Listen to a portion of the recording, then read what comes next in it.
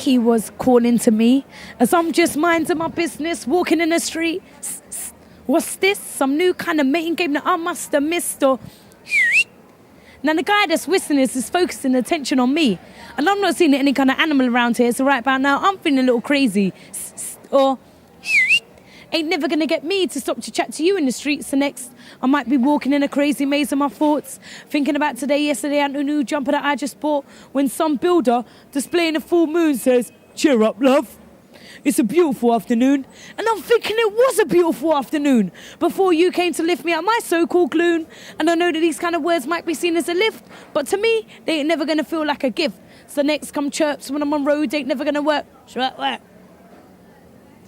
You want to check mans? And I'm like, no, look, bruv, I'm a little bit busy, do you understand? So what? You don't want to check me? So right about now, I'm getting a little irritated. I don't want to let him know because I know he's going to get frustrated. So I'm like, look, mate, I'm late for a date. Maybe I could check you on another day. So what? Does that mean that mans ain't getting a number? And I'm like, no, now let me go. Then 2 seconds later, I'm in the distance and his attitude starts to stink. He's like, anyway, you're ugly, bitch. I was only chatting to you so you suck my dick. I'm like, I knew that. That's why you never got my number, you prat.